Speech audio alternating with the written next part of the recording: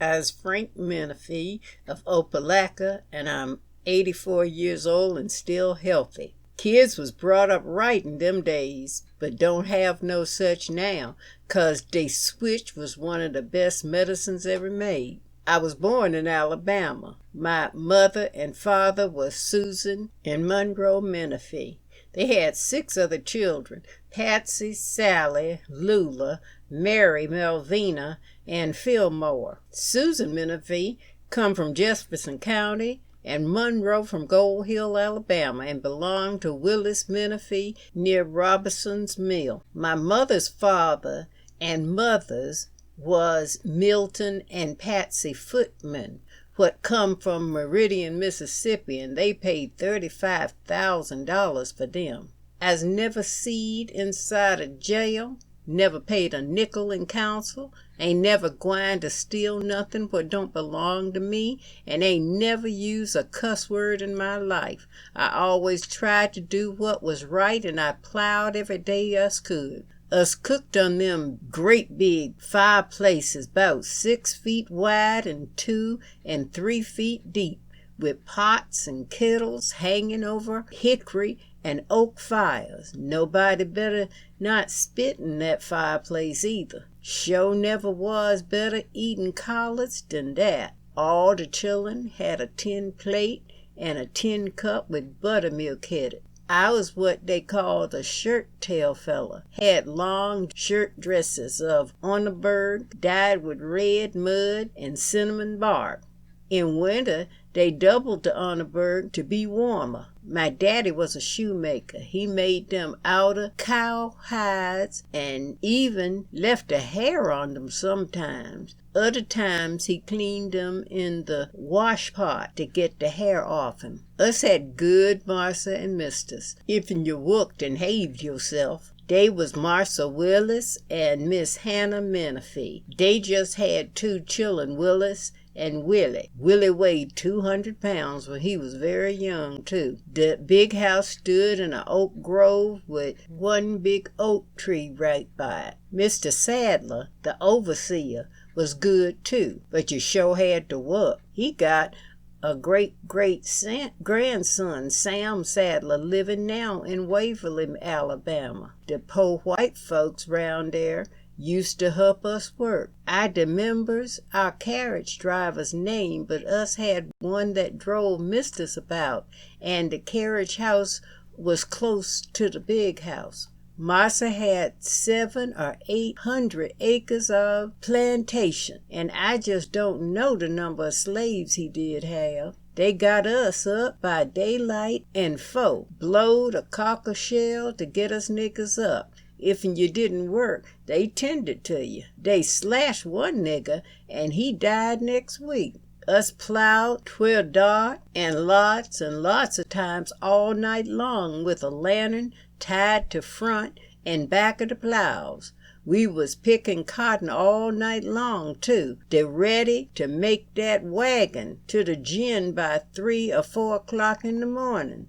Sometimes they would put the slaves in chains. When they were cleaning up new ground, they had chains put round their ankles. On Sunday morning, misters would try to teach us niggers the Bible. Then we would go to church at White Church and sit in the back with white folks in front. The preacher was Reverend Frank Hughley.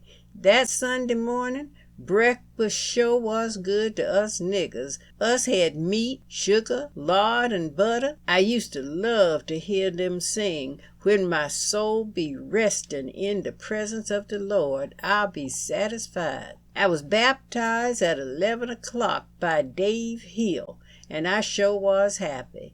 I shouted and sung. I's never drunk no whiskey in my life. When all the niggers would pass on, old misters would stand over the casket and weep.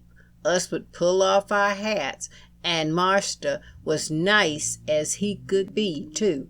It was a homemade box dyed black. Mister, she would see to the fixin' of the shroud. The patty rollers sure would get you, and that's one thing made me stick to your work. On Saturday night, us would frolic and dance all night long, if'n you wanted to. Buck dance, 16-hand reel, and cakewalk. They would blow real quills and have all the liquor they wanted. Misters, they ain't just now drinking liquor. Oh, them corn shuckins. Shuck corn, drink, and holler all night long, something like this.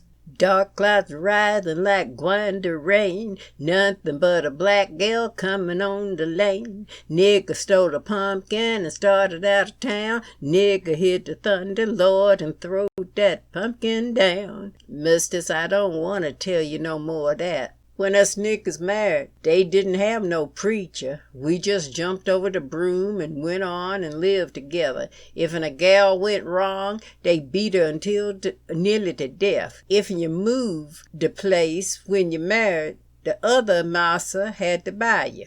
The little niggers had big times. Us used to play green grow the willow tree, and swing my gal and I swing yours.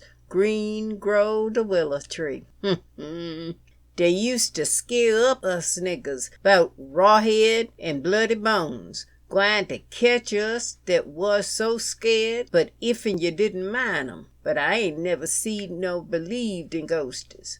Us didn't get sick much 'cause us didn't have no trash to eat, and misters gave us ebony of yarbs, and us wore sacks of yards around our necks too. The Yankees did plenty of harm. Marsa shot at some of them, and they took off our cabin wagons. When us was freed, they sing, I's going back to Dixie, no more my heart to wander, never see my master no more. Marsa called us all up and told us we was just free as him. He give us all a suit of clothes, some money, a mule, a cow, wagon, hog, and a little corn to start off on.